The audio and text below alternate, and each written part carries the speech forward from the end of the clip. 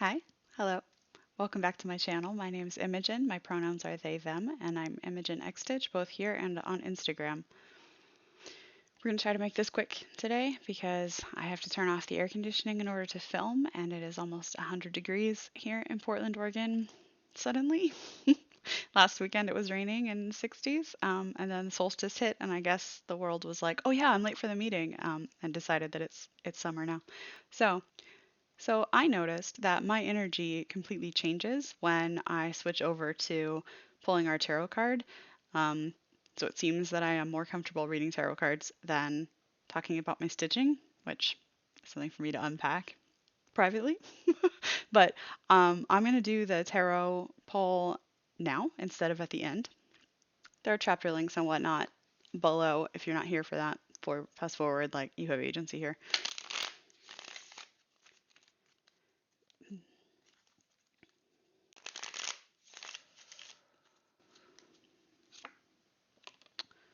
All right, so you have the Two of Swords in reverse, which basically means that some decisions are not yours to make. Um, I feel like we need more information. Okay, so Nine of Pentacles follows that. This is about acting like you deserve the stuff that's coming to you, the stuff that you asked for, that's being given to you. Are you owning it? Are you acting like you believe that you deserve it? And then the Page of Wands, which is like a novice attitude towards some passionate new thing that could be art, spirituality, some sort of passionate journey for you. So, um, so yeah, maybe you feel like you're at a turning point. Maybe you feel like there's a decision that you need to make, um, but that doesn't seem to be true. Maybe there is no decision to make here. Maybe you just need to be comfortable where you're at. Maybe things are already working out for you. What if you changed your perspective to think, what if things are already working out for me? Um, as you begin this passionate endeavor journey. um, yeah. So if that resonates with you, great. If not, oh well, we'll try again next time. I do have quite a bit of stitching that I did this in the last couple of weeks. I'm happy with the amount of stitching that I have done that I have to show you. So let's get into it. So I worked on my Heaven and Earth design. I'm back to doing that daily. I usually do at least 100 stitches every day. So this is my Haid. It is Wheel of the Year, original artwork by Bridget Ashwood. I am stitching full cross 1/1 on 25 count lugana in vintage Stormy Night, I believe. So this is where I am. I do have on this outer ring a little bit more, but like I said last time, I'm not taking this off the Q snap because I do leave threads on my needles and just stick them in the in the grime guard. So this feels like it's flying along. However, you can tell from sort of the bend here that this is going to be enormous. This is an 8-inch Q snap, um, and it's like barely turning. So yeah, I think.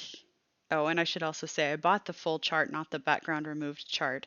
Um, so I've been manually removing the background, which is working out fine. However, I do think that the next time Hade has a sale, I will buy the background removed version just to sort of double check my work, I guess.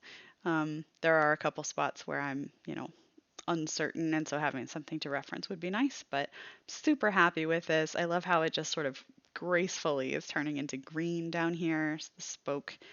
I think my I don't want to go like all the way around the circle because what if I got to the end of the circle and it like didn't line up? Like, can you imagine? Um, so what I'd like to do is get these two top spokes in and then work in toward the center, where there is this like Celtic knot thing in the middle, because then I could work the spokes outward, and connect the outer ring that way, and then it would feel less risky, if that makes any sense. So I'm loving this. I really think this is why my stitchy bug is back, having that routine of doing at least 100 stitches in a full coverage piece, although this is not full coverage the way that I'm stitching it. Um, so there's that. Usually I would describe myself as a process stitcher where I am here for the journey. Hold on.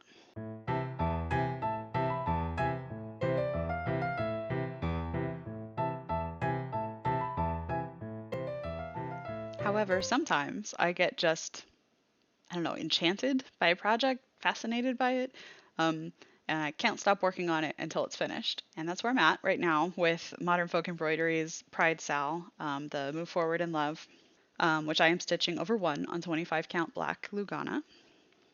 So here's where I am now. I think I'm at about 56%. I just can't stop stitching on this. Really happy with this progress. I think the last time you saw it, I had part of the middle medallion started. So I've done a lot since then. So it is mostly the called for DMC. There are a couple uncalled for colors in here. I did make the yellow a little bit darker, the green a little bit brighter. And I think I also changed the light turquoise. And I'm switching colors in a couple places, but nothing major. I'm trying to keep this pretty true to the original charting. So this border that I'm doing is using a Threadworx Bradley's Balloons. I think it's 11554.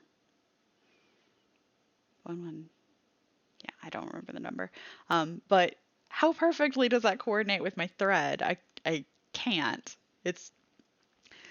I started that border and then sort of wished that I had done the monochrome version of this chart and only used that thread because it is chef's kiss. I always forget how much I love working with Threadworx until I'm actually stitching with it, but it's just so nice to work with and the variegation is so nice. Nice. Do I know any other words besides nice? It's hot.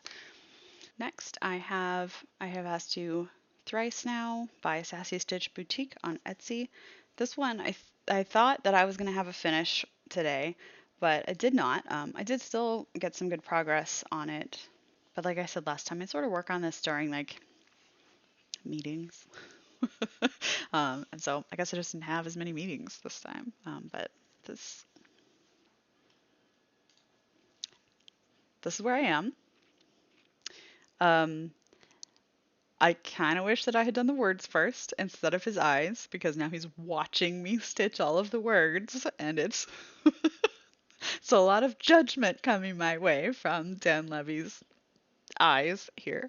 But I don't know. I would say this will be finished next time, but the way that I'm just focused on modern folk embroidery, I don't know. We'll see. Okay, next I had a new start. I actually started several things, not all of them, or I almost started several things. Starting things is a whole process for me. It's a whole fraught thing. And it was funny how all of a sudden I needed to start all these things, and so did Helen, the Diddy Stitcher. She mentioned this in her last video. We were messaging like, what is this start energy? And it was, I think, the day before the solstice, so we thought maybe we're like eking the last little creative juices out of springtime, when you're supposed to plant all the seeds, and summer you take it easier.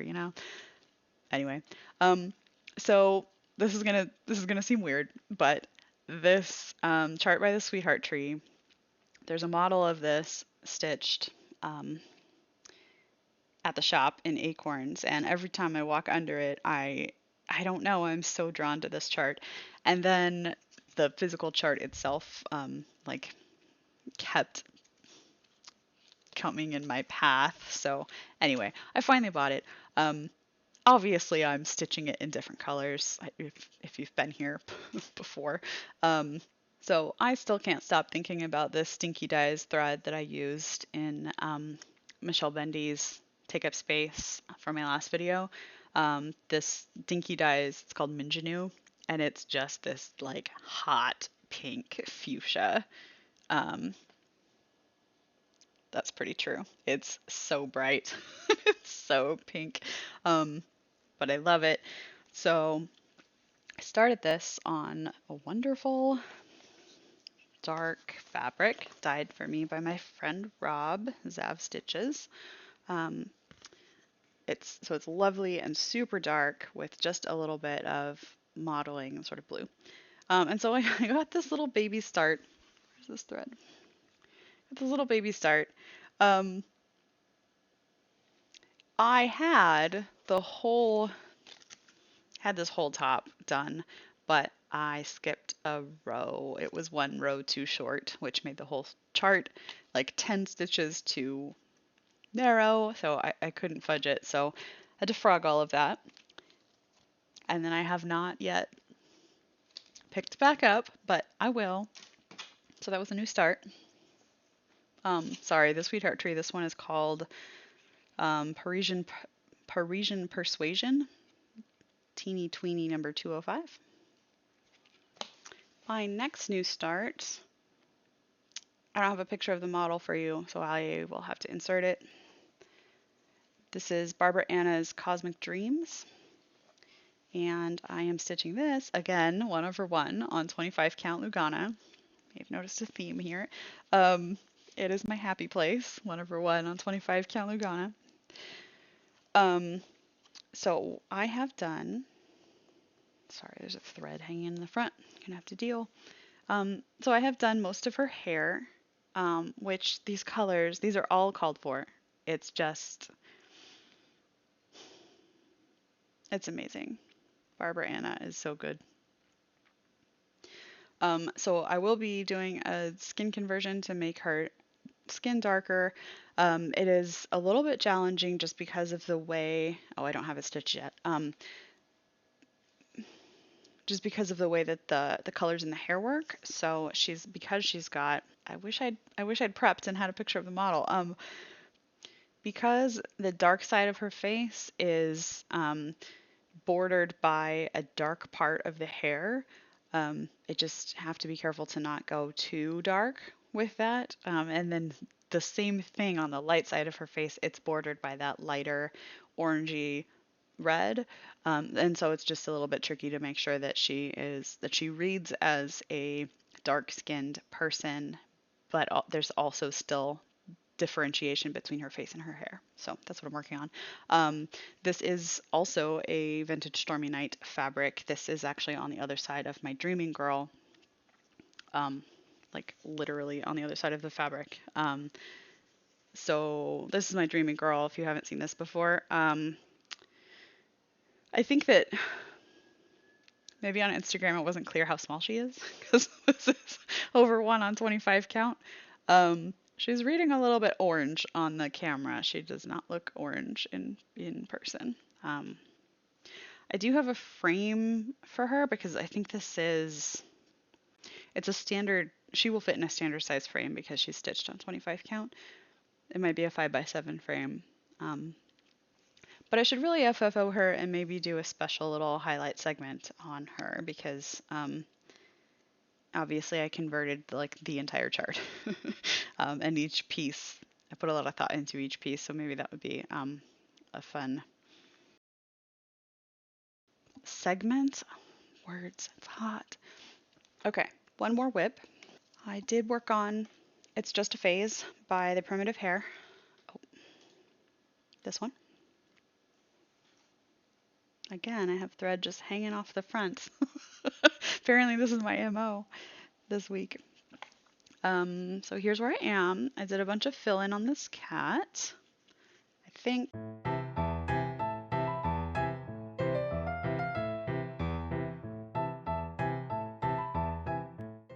so lots of progress on filling in the cat. I did stitch the full moon and these labels. But then the next time I thought about the moon phase, it was already the quarter moon. So I had missed one. So we'll wait for the next cycle because that's how it goes, I guess. I think I also started this crescent moon down here.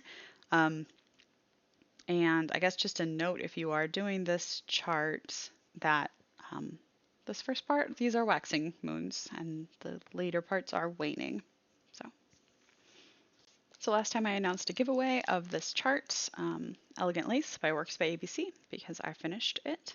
And I did have both the PDF and a paper copy, so giving away my paper copy.